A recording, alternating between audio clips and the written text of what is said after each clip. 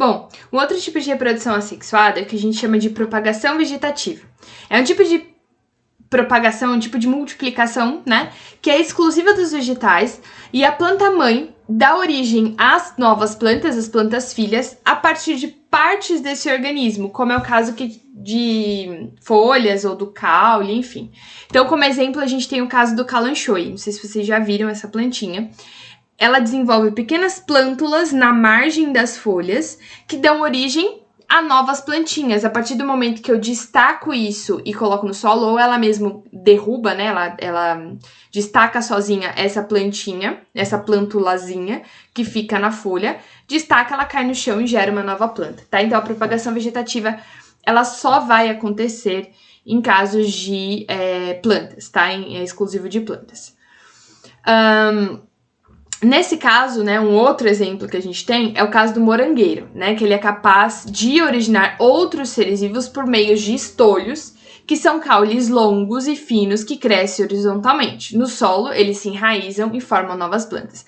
Então, essa planta aqui, ela tem um caule para ela gera um novo caule que vai gerar uma nova raiz e uma nova planta, tá? Então, isso é a propagação por estolhos. É uma propagação meio esquisita, mas acontece em plantas, tá? Então, é uma outra forma que a gente tem aí de propagação vegetativa. E por último, mais ou menos importante, a gente envolve um pouquinho genética, então prestem atenção nisso aqui, que é o que a gente chama de partenogênese. O que acontece com as abelhas? As abelhas, elas vivem em sociedade, então nós temos as rainhas, as operárias e os zangões, tá?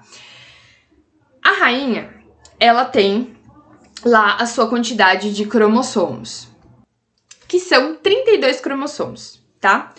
Todo ser vivo, por exemplo, nós seres humanos temos 46. Quando eu vou formar os meus óvulos, né, e as meninas vão formar os óvulos, os homens vão formar os espermatozoides, nós geramos gametas, né, com 23 cromossomos. Por quê, gente? Porque se eu pegar, né, os meus 46 e juntar com outros 46 do meu marido, por exemplo, eu vou gerar um ser humano com 92 cromossomos, e isso não existe, tá? Então, antes de eu passar a informação, eu divido essa informação, tá? Eu não sou 23 cromossomos do meu pai e 23 cromossomos da minha mãe? Pois é, eu repasso 23 para o meu filho também, tá? São 23 cromossomos, na verdade, são 23 pares de cromossomos, são 46, então eu tenho 2 cromossomos número 1, 2 número 2, 2 número 3, 2 número 4, 2 número 5, 2 número 6 e assim por diante. A gente vai ver isso na reprodução sexual. Mas o que eu quero que vocês entendam é que, por exemplo, no caso da abelha, ela tem 36 pares de cromossomos. 32 pares de cromossomos. Quando ela repassa para a formação dos óvulos, tá? Ela repassa 16. Tudo bem? 16. O zangão também deveria ter o quê? 32 cromossomos e dividir e formar 16. Acontece que o zangão, ele é diferente. Ele tem 16 cromossomos. E na hora dele formar o espermatozoide, obviamente eu não vou poder reduzir mais. Então ele forma espermatozoides com 16 cromossomos. Quando a gente une o óvulo da abelha rainha com o espermatozoide do zangão, 16 com 16, eu formo um organismo com 32, que é a minha operária e a minha abelha rainha. Tudo bem? Aquele óvulo da rainha que não foi fecundado por espermatozoide, ele pode se desenvolver sem fecundação. Porque aqui, gente, eu tive união de gametas, não tive? Então isso aqui é reprodução sexuada, né? União de gametas é reprodução sexuada, não tem conversa. Agora, essa fase aqui, ó, quando o óvulo se desenvolve para formar um organismo sem fecundação, isso aqui é a fase assexuada do processo. E isso aqui eu chamo de partenogênese. Então, eu tenho o desenvolvimento de um embrião sem fertilização. O óvulo se desenvolve sem ser fecundado.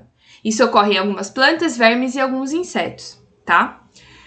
Na abelha, né, a partenogênese, né, que é esse processo que eu falei para vocês, o óvulo não fecundado dá origem somente aos zangões, tá? As rainhas e as operárias, o que vai distinguir ela vai ser se uma vai ser tratada com geleia real e outra com mel e pólen, né, que é o caso da operária.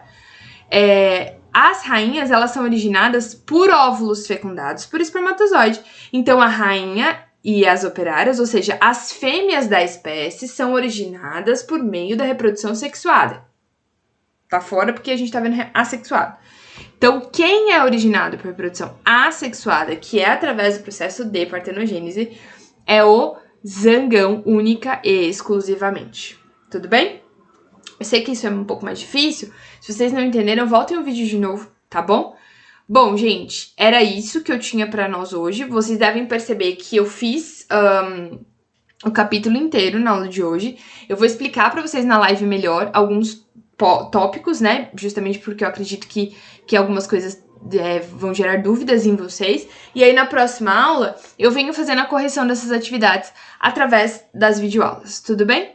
Bom, então façam os exercícios da página 20, 31 a 33. Não tem problema se não conseguir terminar. A 20 é certeza que eu vou corrigir na live, tá? A 31 e 33 eu vou provavelmente corrigir na próxima aula de vocês. Lição de casa, então. Façam a tarefa online referente ao capítulo 7. Então, isso aqui, se vocês conseguirem fazer antes da live, seria interessante também. Deixem as dúvidas no fórum de dúvidas e comentários. E a partir de agora, vamos aos estudos.